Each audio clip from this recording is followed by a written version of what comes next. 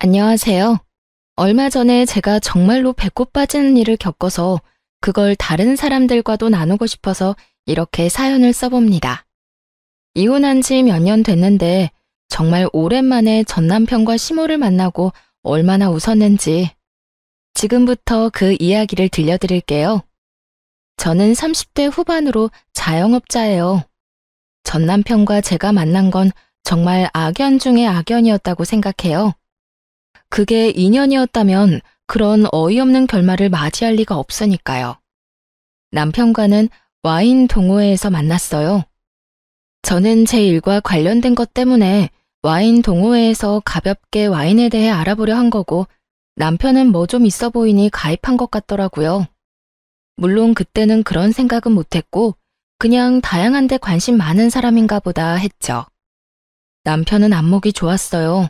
아니, 비싼 걸 보는 눈이 좋았죠.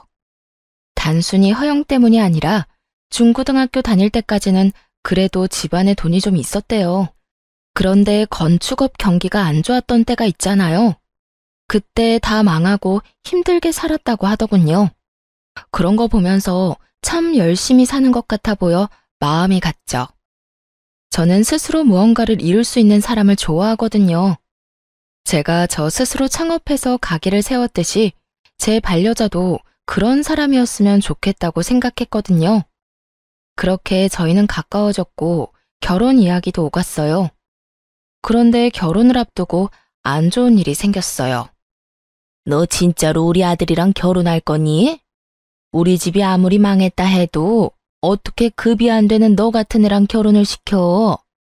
집안이 좋기를 하니 학력이 좋기를 하니 네가 양심이 있으면 우리 아들 놔줘야지, 이렇게 붙들고 있을 게 아니라.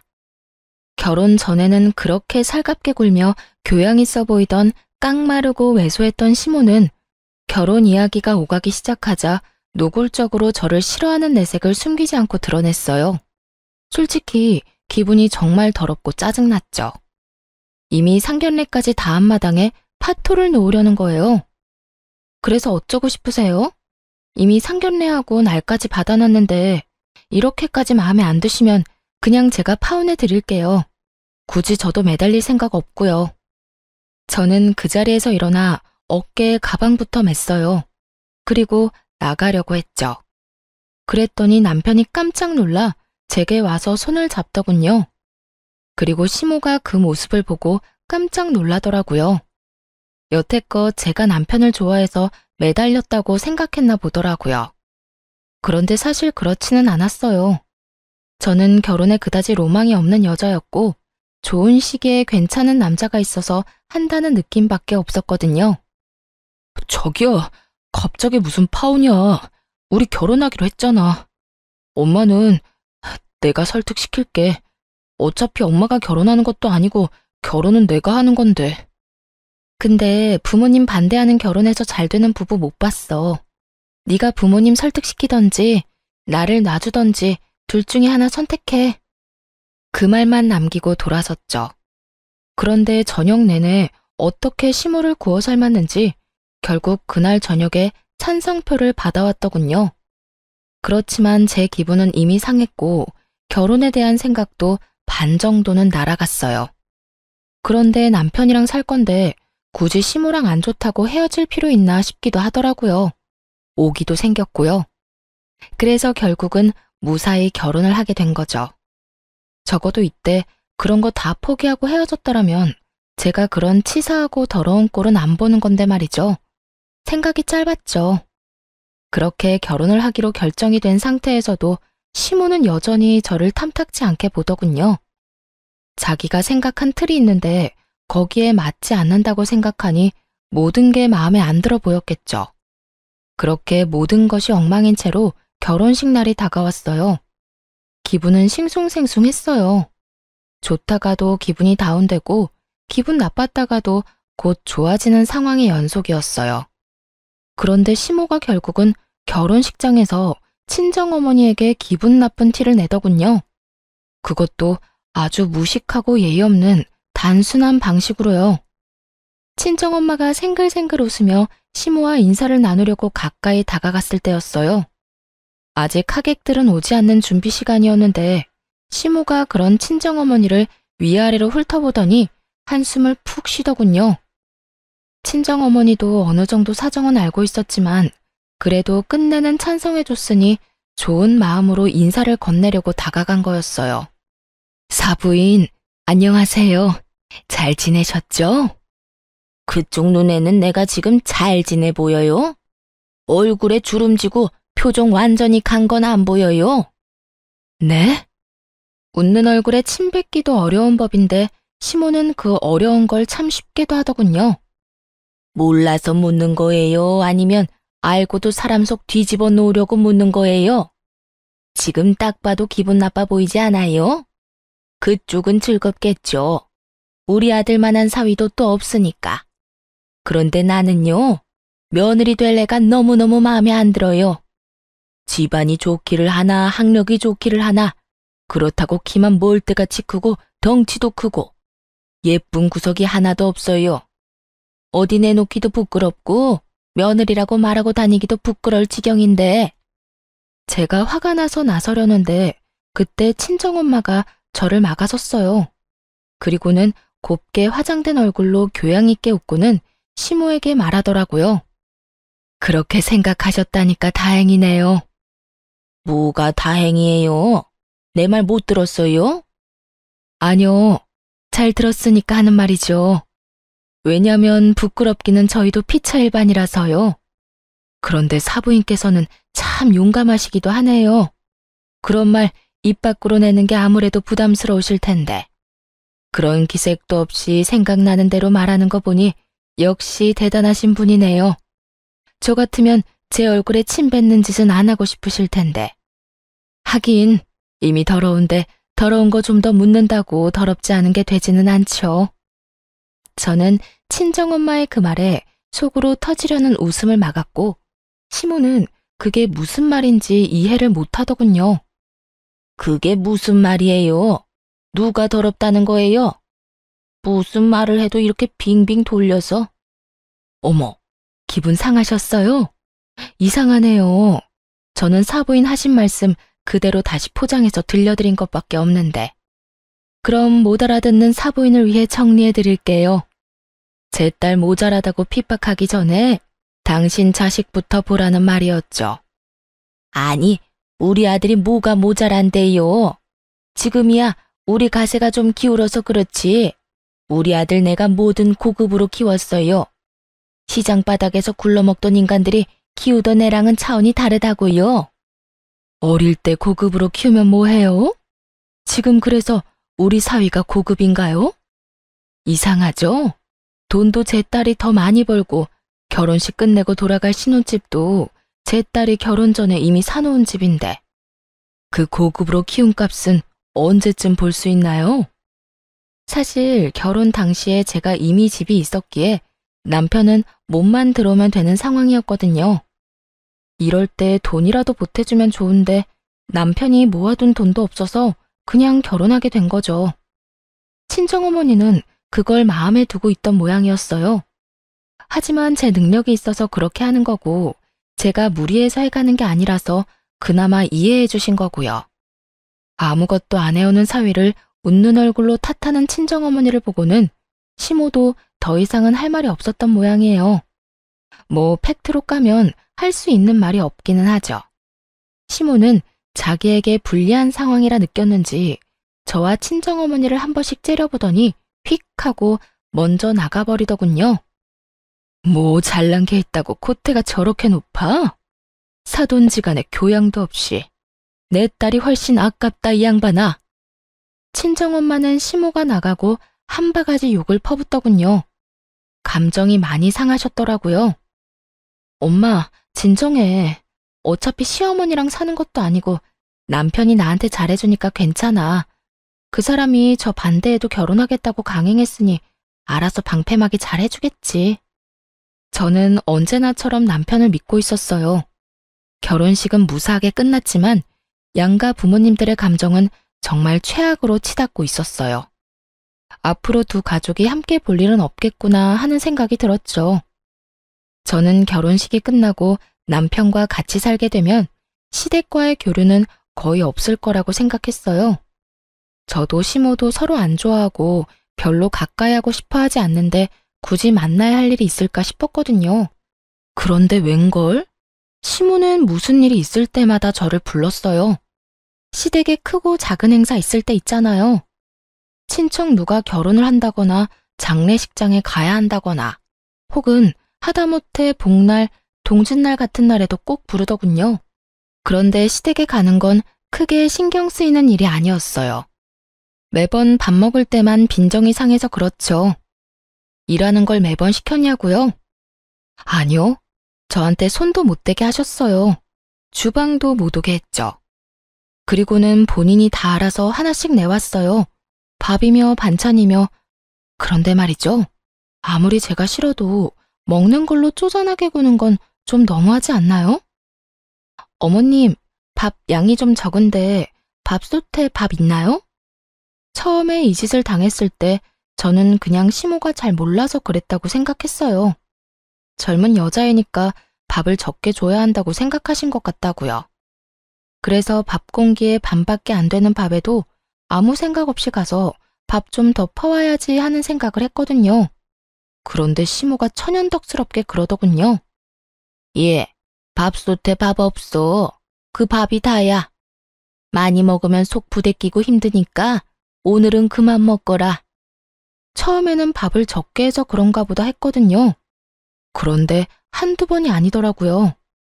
그 뒤에도 몇 번이나 밥 양은 적고 맛있는 고기 반찬은 멀찍이 두고 제 앞에는 나물 쪼가리만 놔두는 거예요. 아무리 제가 무덤덤한 사람이라도 이건 눈치를 못 채는 게 더 이상한 일이었죠. 처음에는 아무것도 모르고 밥 좀 많이 달라고 말했는데 그때 시모가 저한테 뭐라고 한 줄 아세요? 적당히 먹어. 넌 덩치도 크니까 그만 먹어도 된다.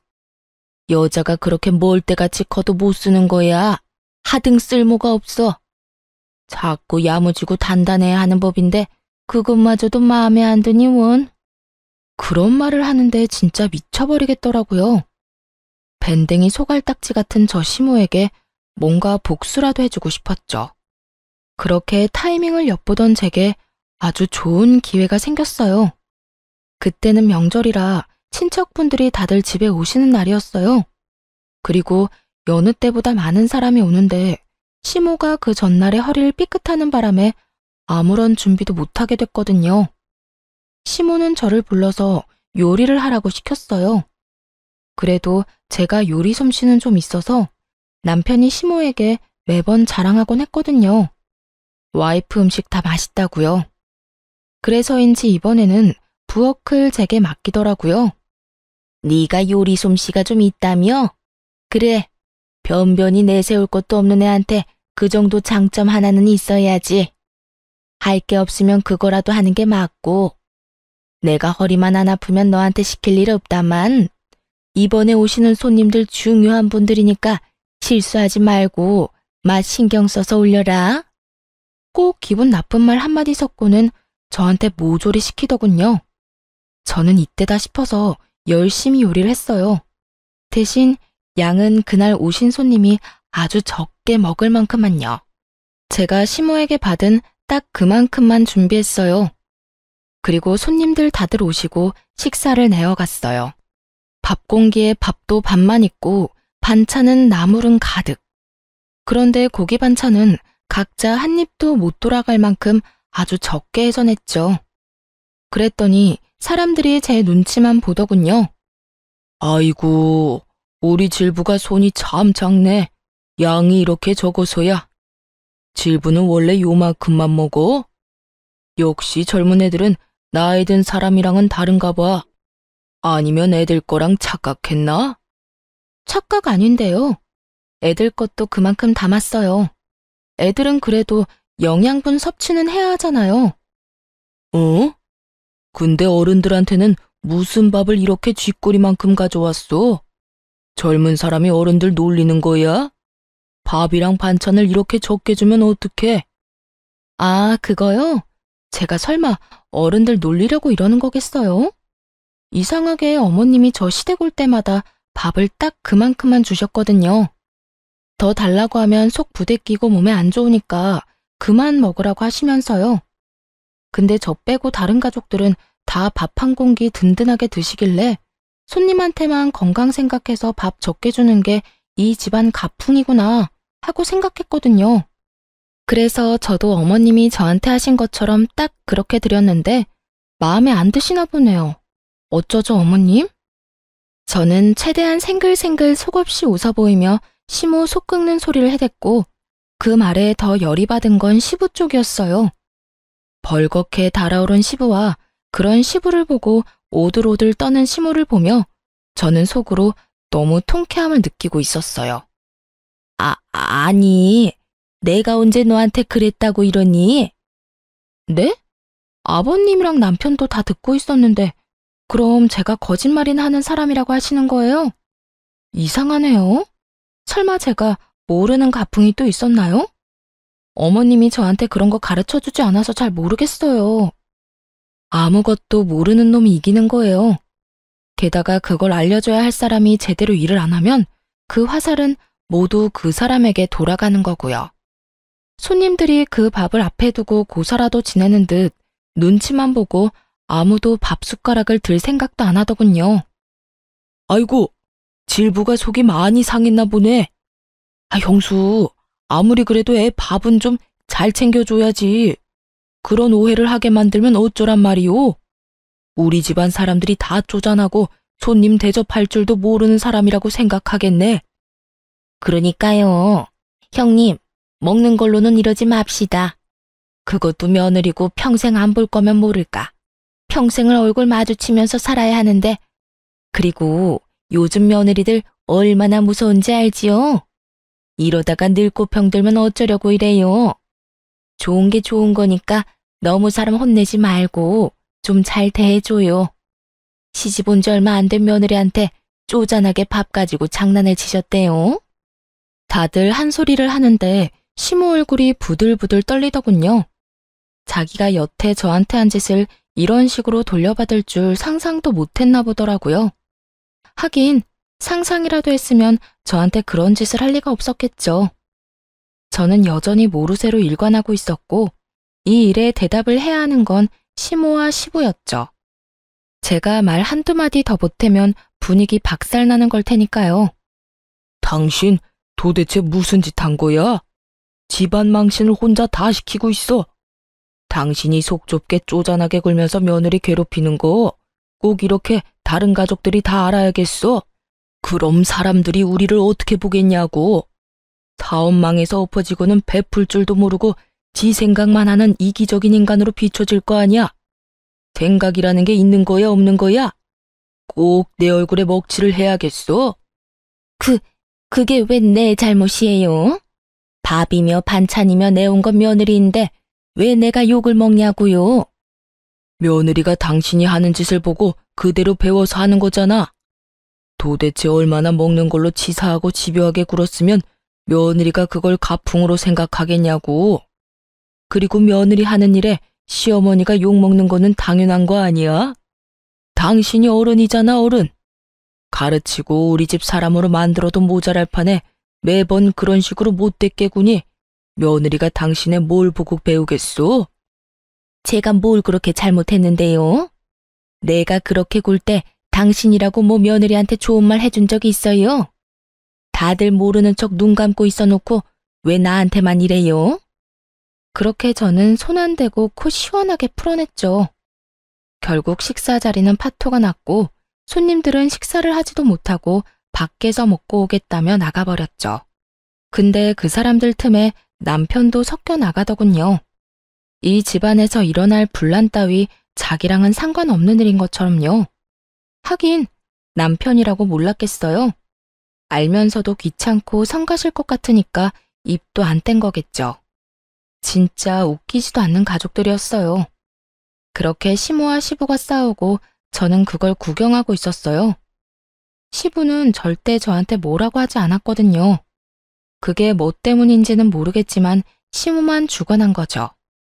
결국 그 일이 있고 난 뒤에 시모는 저를 죽일 듯이 노려보더라고요. 그래서 저는 모르는 척 웃어줬어요. 그랬더니 속이 더 뒤집어지는지 한숨을 내리 10번도 더 내쉬더군요. 그러게 왜 처음부터 얌전한 사람을 건드리냐고요. 그것도 치사하게 먹는 거 가지고. 그날 이후로는 시모가 주는 밥은 고봉밥으로 변했어요. 적어도 음식으로 장난치는 일은 사라졌죠. 불편한 사이가 됐지만 한 번은 거쳐야 할 일이라고 생각했거든요. 싸우면 오히려 편해지는 경우도 있으니까요. 서로 안 맞다 싶으면 그냥 싸우고 서로 안 보면 그만인 거예요. 그렇게 저와 시모는 차근차근히 멀어지고 있었어요. 시모가 가만히 있을 거라고 생각하지는 않았는데 다시 저한테 시비를 걸 거라고는 생각은 안 했거든요. 그런데 다른 쪽으로 저를 내치려고 준비 중이었더라고요. 가족들 앞에서 처치를 당하고 망신을 당한 날 이후부터 바깥 생활을 못하고 있다고 들었거든요. 그게 분하고 열받았는지 남편을 통해 공격을 해오더군요. 아들, 내가 정말 이렇게 살아야겠니? 우리 힘든 시간 거쳐오면서도 너 키우는데 수만 가지 노력을 다했어. 그런데 네가 데려온 저 여자가 나를 구박하고 핍박하고 저번에 식사 자리에서 그런 것도 일부러 나한테 욕먹이려고 그런 게 틀림이 없어. 저 큰 덩치로 사람을 못 살게 구는데 이 엄마는 이제 더 이상 쟤를 며느리라고 생각할 수가 없어. 너도 봤잖니? 네 아버지한테 억울한 욕 먹고 있는데도 자기는 나 몰라라 하고 있던 거. 아들아, 너라도 내 마음 좀 알아줘, 응? 세상에 여자가 없니? 저 애보다 훨씬 괜찮고 좋은 여자 널리고 널렸어. 네가 고작 저런 여자한테 홀려서 결혼한 것도 마음에 안 드는데 여기서 저 여자 편들면 엄마 진짜 억장이 무너져. 시모가 눈물을 흘리며 하는 하소연에 저는 그저 어이가 없었어요. 제가 시모를 때릴 일도 없고 구박하고 핍박할 일은 더더욱 없었죠. 오히려 시모가 저를 그렇게 대한 것이 태반인데 그런 시모가 저런 말을 하니. 하지만 식사 자리에서 일부러 욕먹이려고 한 건 제 의도가 맞긴 했죠. 저는 남편이 그런 헛소리에 넘어갈 거라고는 생각도 안 했어요. 그런데 제 예상이 완전 보기 좋게 박살났죠. 내가 저번에 가족들 왔을 때도 생각했는데 당신 좀 너무한 거 아니야? 우리 엄마가 너한테 좀 서운하게 했기로써니 그런 식으로 사람 많은 데서 우리 엄마를 욕보일 수가 있어? 그 이야기를 듣는데 이성에 빠직하고 금 가는 소리가 환청처럼 들리더군요. 이게 뚫린 입이라고 함부로 말을 하더라고요. 좀 서운하게 해? 매번 올 때마다 밥으로 치사하게 구는데 그게 어떻게 좀 서운이야. 그리고 말은 똑바로 해야지. 내가 당신 엄마를 욕보인 게 아니라 당신 엄마가 나를 핍박한 거잖아. 너도 알잖아. 내가 시댁에서 어떤 취급받는지. 그래도 네가 시댁에 오래 있지 않으려고 하고 용건만 끝나면 집으로 빨리 돌아오려고 했기 때문에 그딴 거지 같은 짓도 참아낼 수 있었던 거야. 마누라가 그런 치사한 짓 당하고 있는데 지는 혼자 옆에서 밥을 2그릇이나 처먹으면서 본 척도 들리는 척도 안 하던 주제에 뭐? 야, 가해자나 방관자나 피해자한테는 똑같거든? 그럼 그때 이야기하지 그랬어. 그리고 나한테만 밥 적게 주는 게 거짓말이었어? 없던 일이고 다 내가 지어낸 일이었냐? 너나 어머님이나 나한테 할 말 있기는 해? 너 진짜? 감정이 다분히 섞인 제 말투에 남편 놈이 화를 내려는데 시모가 말리더라고요. 그러더니 뭐라는 줄 아세요? 그래, 며느리 네 말이 다 맞다. 그렇지만 나도 그것 때문에 너랑 우리 아들 사이 반대하는 것만은 아니야. 너희 결혼한 지 벌써 4년이야. 그런데 애가 안 생기지 않니? 우리한테 애가 얼마나 중요한데. 아들, 내가 그냥 하는 말이 아니야. 애도 못 낳는 애 데리고 언제까지 이렇게 살래?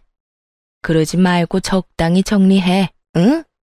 이 엄마는 매일매일 그때 생각나면 트라우마가 막 생길 것 같고 수치스럽고 죽고 싶고 그래, 응? 어머님은 연기자 하셔도 되겠어요. 어쩜 이렇게 연기를 잘하시는지. 뭐 수치스러운 일이긴 했죠. 그런데 그게 수치스러운 일인 줄 알았으면 애초에 그런 수치스러운 일을 안 하면 됐을 일이잖아요. 일을 이렇게 만든 건 어머님인데 왜 저한테 모든 화살을 돌리는지 모르겠네요. 아, 이게 바로 그 말로만 듣던 피해자 코스프레인가요? 가해자가 피해자인 척 울고 불고 피해자한테 다 뒤집어 씌워서 빈정대는 제 말투에 남편 놈이 눈이 뒤집어져서는 저한테 막말을 내뱉더군요. 야, 너 말 조심 안 해? 뭐 이렇게 경우 없고 예의 없는 인간이 다 있어. 네가 이런 인간인 줄 알았으면 나도 너랑 결혼 안 했어. 게다가 어른 말씀하시는데 뭐? 넌 뭐가 그렇게 잘났는데? 뭐가 그렇게 잘나서 우리 집안을 무시하냐고. 내가 잘나서 무시하는 게 아니라 지금 하는 짓이 무시할 만해서 무시하는 거잖아. 그러는 넌 뭐가 잘났어? 여태껏 아무것도 한 적 없는 주제에 이제 와서 너네 엄마 편들려고 두 팔 걷고 달려든 꼴 보니 내가 이제야 제정신이 드네. 완전 질렸어. 너 하나 믿고 결혼했는데 너마저 저딴 집구석 사람이랑 똑같다는 걸 알고 나니 모든 미련이 사라지는 기분이야. 질렸으니까 우리 이혼하자. 나도 너랑은 이렇게 못 사니까. 제 말에 남편 뒤에서 싱긋 웃는 시무를 보니 토할 만큼 기분이 더러웠죠. 그런데 남편 놈 표정은 당황스러운 표정이었어요. 이 정도로 서로 상처 주는 말 해놓고 이혼하자는 말에 당황스러울 게 뭐가 있나 싶었거든요. 갑자기? 이런 일로 이혼은 좀 아니지. 내가 뭐 엄청 잘못한 것도 아니고 장난치지 마. 장난 아니야. 나 지금 엄청 진지하거든?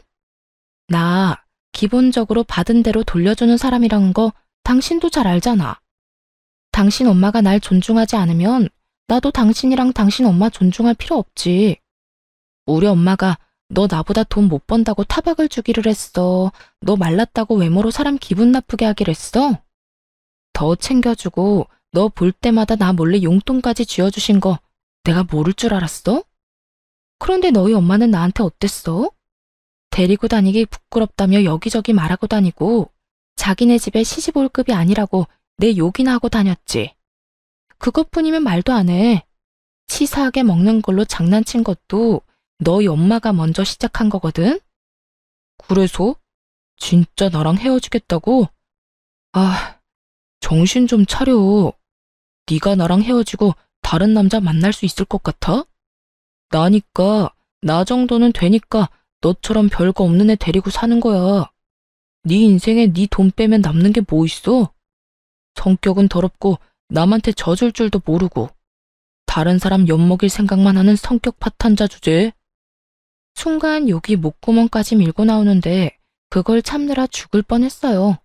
대신 실컷 비웃어줬어요. 그래서 지금 나한테 자랑해? 너 능력 없다고? 돈 많은 여자 만나서 편하게 살고 싶었다는 거 고해성사해? 그래, 그럴 수 있지. 얼마나 자기 능력에 자신이 없으면 마누라를 능력 보고 선택하겠어? 뭐 이제라도 인정했으니 더 할 말은 없겠다. 그치?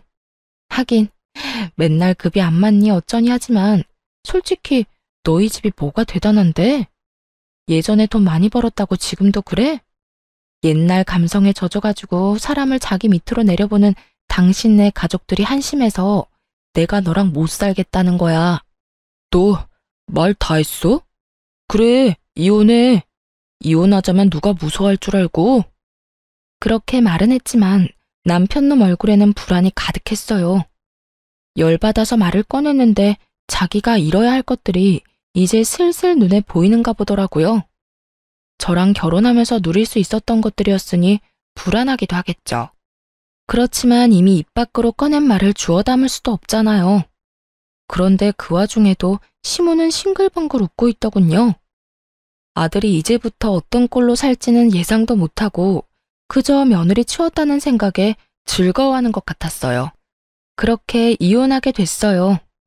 5년도 안 되는 결혼 생활, 결혼 전부터 가지고 있던 내 집, 시모의 노골적인 괴롭힘. 이런 것들 덕분에 저는 소송에서 유리한 위치로 남편 놈을 탈탈 털어낼 수 있었죠.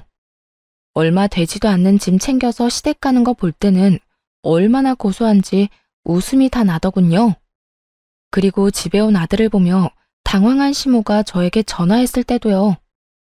야, 왜 우리 아들 쫓아내? 아니, 아들이 나올 게 아니라 그 집도 재산 분할해야 하는 거 아니야? 결혼 전에 들고 온 재산은 재산 분할 거의 안 돼요. 특유 재산이라고 하더라고요. 그리고 결혼 기간이 5년도 안 돼서 이 집에 대한 기여도 측정에 어려움도 있고요. 뭐 제 입으로 말하기 입만 아프고 설명해도 못 알아들으실 것 같으니까 본인들 변호사한테 물어보세요. 그러면 빠르고 정확하게 왜 그 사람이 소송해서 졌는지 알려줄 거예요. 하긴 집안에 뭐 도움되는 일을 했어야 말이죠. 돈만 축내는 주제에 눈만 더럽게 높아가지고 욕심은 또 얼마나 많은지. 지 돈은 안 쓰고 매번 마누라 돈만 쓰려고 하는 꼴을 재판에서 다 보거든요. 그렇게 이혼 원한다더니 속 시원하죠? 저도 속 시원해요. 집에 살던 거머리 하나 떼어낸 기분에 앞으로 그 거머리 속으로 안 들어가도 된다고 생각하니까. 거머리? 너 지금 우리 아들한테 거머리라고? 그럼 거머리가 아니면 뭔데요? 이제 남남이니까 이런 식으로 전화해서 사람 속 긁지 마시고 변호사 통해서 알아보세요. 앞으로 연락하지 마시고요. 역시 끊어내야 마음이 편한 일이 있더군요. 그렇게 이혼하고 저는 새로운 삶을 살게 됐어요. 매번 덩치 크다는 시모 말에 살도 좀 더 빼고 일도 공격적으로 했어요. 이때는 그런 생각을 했거든요.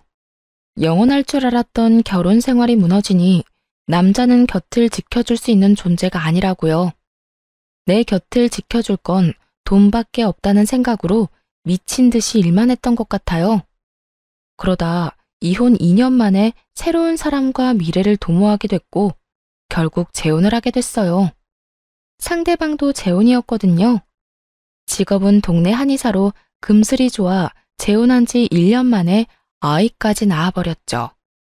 그날은 친정엄마 생신이라 아이와 친정 부모님을 데리고 퇴근하지 못한 남편을 기다리려 남편 직장에 가게 된 상황이었어요.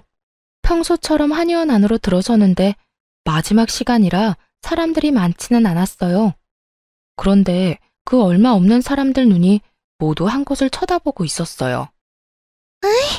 이 쓸모없는 노이네. 내가 뭐라고 했어요? 밖에 나올 때는 좀 얌전히 있으라고 했죠. 왜 말을 안 들어요, 말을? 오늘도 굶고 싶어요? 네? 이런 식이니까 예전 며느리도 도망이나 갔겠죠. 덩치도 엄청 크고 목소리도 그만큼 큰 여자였어요. 그런 여자가 작고 깡마른 노인 한 분에게 큰 소리를 치며 손까지 치켜들고 있더군요. 우리가 보는 앞에서 손찌검을 하진 않았지만 버릇이라는 게 행동으로 나오는 거잖아요. 한 소리 듣는 노인은 몸을 연신 움츠리며 몸을 둥글게 많은 행동을 보이며 자기가 얼마나 자주 이런 일을 당했는지 몸소 몸으로 보여주고 있더군요. 뭐 저런 사람이 있지 싶었어요. 그런데 그렇게 맡고 있는 사람 모습이 어딘지 묘하게 눈에 익더라고요. 그리고 그 옆에 앉은 남자 옆모습을 보고서야 그게 전 남편과 전 시모라는 걸 알아챘어요. 저는 친정엄마와 아이를 뒤쪽 잘 안 보이는 곳에 앉도록 만들고 그 사람들이 하는 짓을 쳐다봤어요. 아들아, 오늘은 나도 진료를 좀 봐야 해. 허리랑 다리가 쑤셔서 죽을 것 같은데 왜 진료를 못 보게 하니? 아들, 네가 며느리한테 이야기 좀 해줘봐. 시모가 아들에게 매달려 애처로운 눈으로 부탁을 하는데도 전 남편 놈은 그런 시모 눈길을 고갯짓 한 번으로 슥 피해버리더군요. 그리고 그 틈을 놓치지도 않고 그 성량 좋은 며느리가 소리치더군요. 어머님, 제가 말씀드렸잖아요. 어머님 그 병 늙어서 아픈 거라고. 늙는데 무슨 약이 필요해요? 그리고 오늘은 제 진료가 있다고 말씀드렸잖아요. 애 낳는 거 중요하다면서요. 그래서 여기 다이어트랑 임신 잘 본다고 해서 왔고, 그러면 제가 더 급하지 어머님이 급한 건 아니잖아요.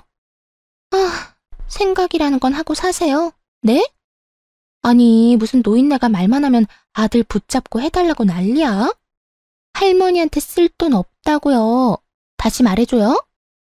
이야, 성격 대단하더군요. 제가 치를 떨던 사람들 모두를 혼자 상대함에도 밀리지도 않고 오히려 압도하는 모습에 박수라도 쳐주고 싶은 마음이었죠. 이상하게도 저 상황이 노인을 괴롭히는 모습처럼 느껴지지 않은 건 아마도 제가 저들에게 당한 게 있어서 그런 걸지도 모르겠네요. 그리고 저 여자가 저렇게 구는 것이 아마 당한 것이 있기 때문에 나온 게 아닐까 하는 생각도 들었죠. 아니, 그러니까 오늘은 제발 진료라도 한번 봐주게 하면 안 되겠니?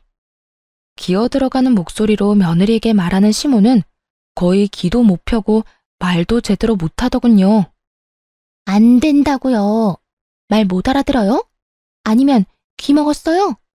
제가 아까 말했잖아요. 그렇게 진료받고 싶으면 돈이라도 벌어오던가 아니면 아들한테 돈 벌어오게 하던가. 맨입으로 왜 자꾸 남의 돈 빼먹으려고 그래요? 나한테 뭐 돈 맡겨놨어요?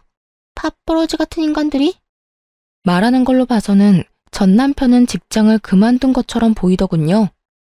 여자 쪽이 경제권을 더 쥐고 있어 보였어요. 하긴 입고 있는 것만 해도 그랬죠. 며느리라는 여자는 눈살 찌푸릴 정도로 명품 도배를 한 상황인데 시모는 제가 몇 년 전에 봤던 옷들을 여전히 입고 있었거든요.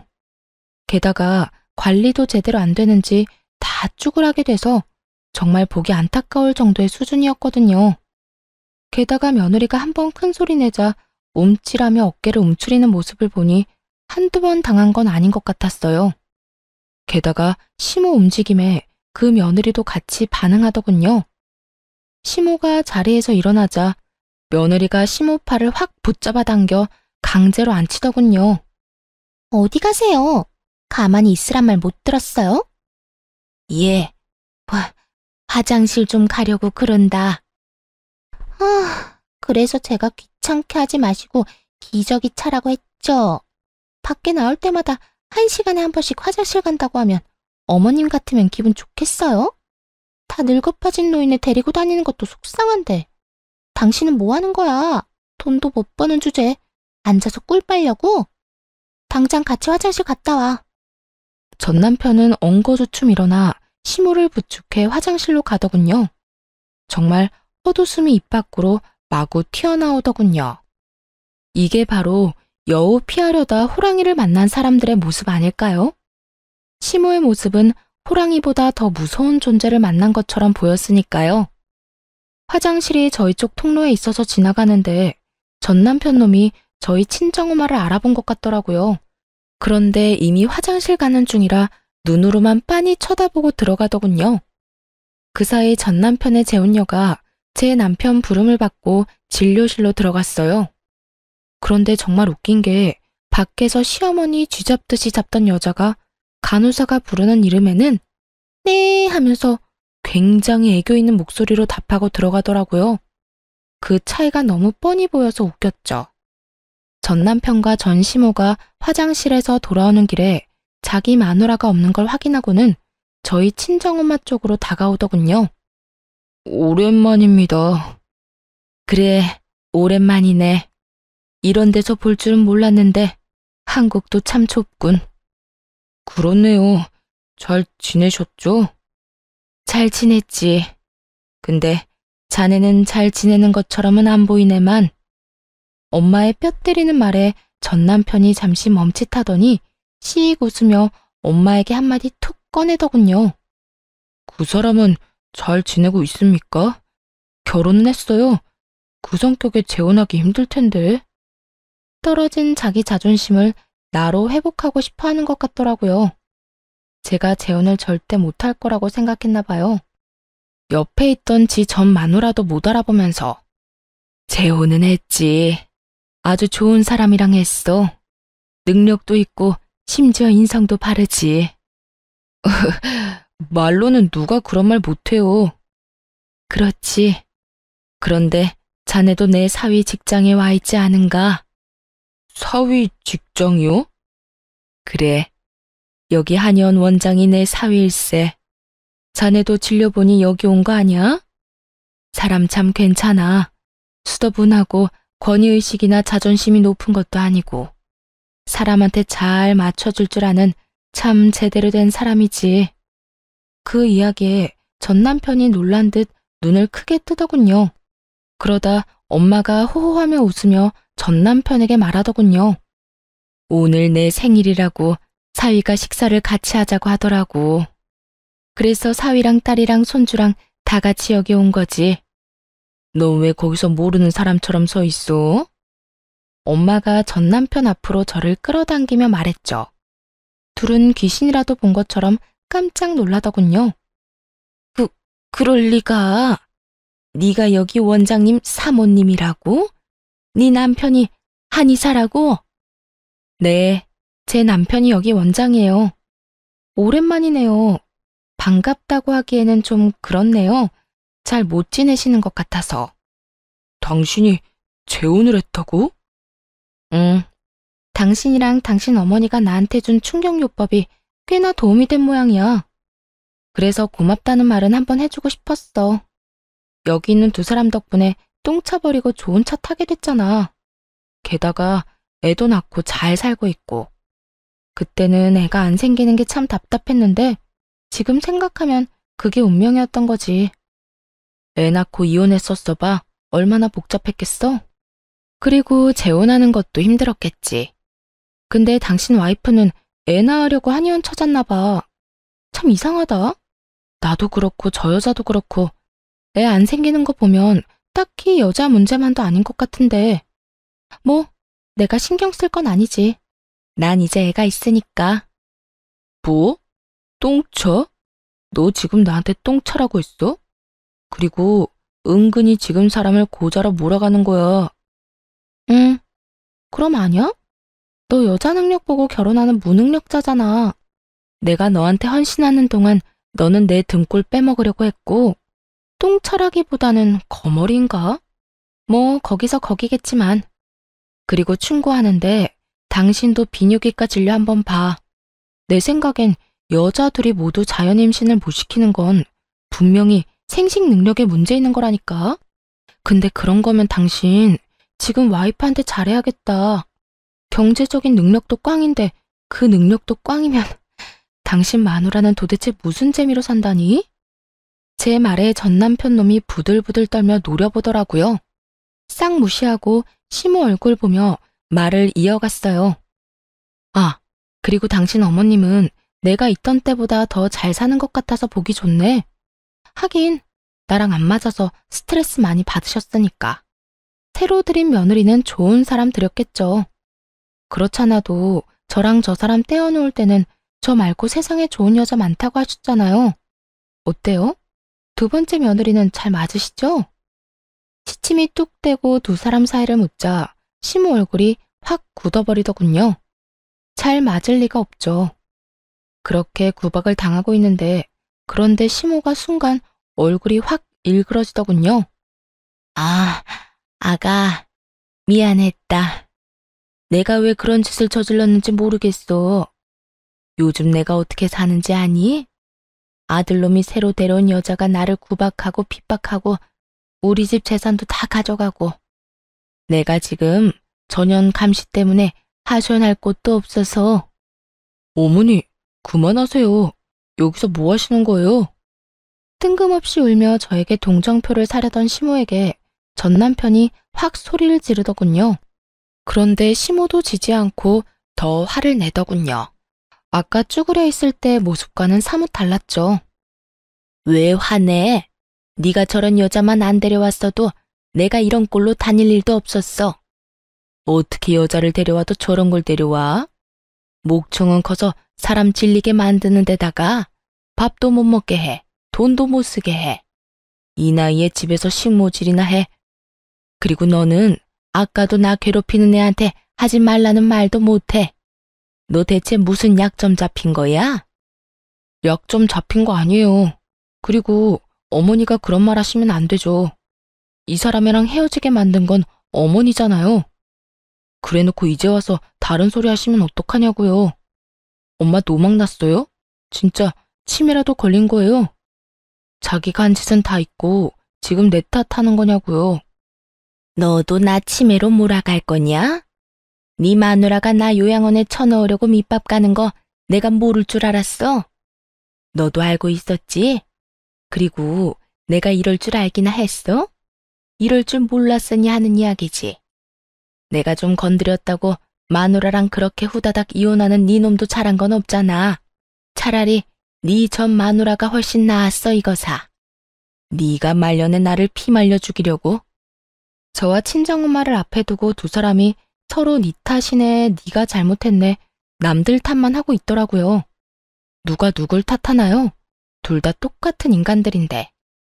둘이서 티격태격하는데 마지막 진료가 끝났는지 그 여자가 밖으로 나왔더군요. 그리고는 시모와 전 남편이 있는 곳으로 걸어왔어요. 지금 뭐 하는 거야? 당신 엄마, 당신이 알아서 하라고 했어, 안 했어? 이런 데까지 와서 소란 피우면 어쩌자는 건데? 요양원 쳐놓겠다는 말이 농담처럼 들려? 미안하다. 나는 아는 사람을 만나서. 급격히 쪼그라든 전 시모가 저를 보며 아는 사람이라고 말하자 그 여자가 저를 아래 위로 훑어보더니 묻더군요. 그쪽은 누구세요? 아, 죄송해요. 저는 이 한의원 원장님 와이프예요. 어머, 사모님이셨구나. 어쩐지 태가 다르다고 생각했어요. 저 요새 원장님 진료받는데 너무 친절하시고 좋은 거 있죠? 저도 빨리 이세 가져야 하는데 몸이 안 따라줘서 한약 먹으면서 몸 만들고 있어요. 저희 어머님이 한의원 자주 왔었나 봐요. 얼굴까지 알 정도면. 아시겠지만 연세 너무 많으면 하는 말들이 다 정상은 아니잖아요. 아프다고는 하는데 그 나이 먹고 안 아픈 사람도 없고, 그리고 하는 일도 없이 집에서 빈둥대기만 하는 사람이 아플 리도 없고 말이죠. 어머님은 자기 몸보다 손주 걱정만 하시니까 이렇게 병원 와도 자기 진료는 안 보려고 하시더라고요. 변명 아닌 변명을 능숙하게 거짓말로 술술 풀어내는 여자를 보며 시모가 늙음하게 고생깨나 하겠다 싶더라고요. 자기 생각에는 저를 내쫓으면 더 좋은 며느리감이 집에 들어올 줄 알았나 봐요. 그런데 어쩌나요? 당신 아들이 여자 돈만 많으면 다 좋다는 무능력자인데 결국 이번에도 돈 많은 여자 물었더라고요. 대신 저보다 더 기골이 장대하고 손도 소뚜껑처럼 커서 맞으면 아플 것 같은 여자를요. 여보, 뭐해? 가자. 여기서 이러고 있을 시간 없어. 시간이 없기는? 너 시간 많이 남잖아. 일도 그만두고 밥이나 축내는 게 나 사모님이랑 이야기하는 거 안 보여? 남편을 앞에 두고도 더 큰 존재감을 뽐내는 전 남편의 와이프를 보며 제가 말했어요. 두 분 참 잘 어울리시는 것 같아요. 보기 좋아 보여요. 어르신도 잘 모시고. 남편분이 복 받으셨나 보네요. 해실해실 웃으며 전 남편과 시모를 향해 싱긋 웃어 보였어요.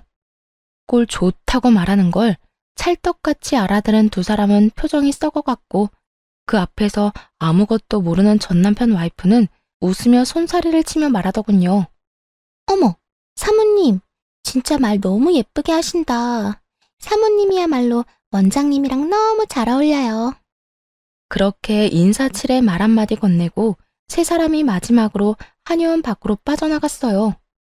그리고 그 뒤에 남은 저와 친정엄마는 배꼽 빠지게 웃었죠. 예, 내가 속이 다 시원해. 어쩜, 너희 예전 시어머니 어쩌냐? 저기에 비하면 너는 완전 순둥이였는데. 나 버리려고 할 때는 미래 같은 거 몰랐겠지. 뭐 자기 무덤 자기가 판 거지. 저런 사람인 거 모르고 결혼했겠어? 딱 봐도 여자 돈 많아 보이던데. 또 돈 많은 여자 잡는다는 게 이번에는 더 독한 사람 고르는 바람에 저렇게 됐을 테니 말이야. 사람 앞길 참 모르는 일이야. 그 고약한 사람이 저렇게 구박받으면서 살 줄이야. 정말 너무 웃겼거든요. 저 이혼시키려고 없는 이야기 지어 만들 때 자기가 구박당하고 핍박당했다고 했었잖아요. 그런데 지금 그 말 그대로 당하고 있는 꼴을 보니 말이 씨가 됐다는 말이 떠올랐거든요. 자기 미래가 저렇게 될 줄 알았겠어요? 아마도 나오는 대로 아무렇게나 짓거렸겠죠. 그런데 그게 저 사람의 미래가 됐으니 정말 세상 참 신기한 일도 다 있더군요. 몇 년 만에 오랜만에 만난 전 남편과 전 시모의 이야기. 재미있게 들으셨을지 모르겠네요. 제 생활이 요즘 안정적이고 편안하다 보니 이제는 이 사람들 이야기도 그저 웃으며 넘기는 일이 됐네요. 얼마 전 겪은 이 배꼽 빠지는 일을 다른 사람들과도 나누고 싶어 사연을 썼어요. 지금까지 긴 글 읽어주셔서 감사합니다. 행복하세요.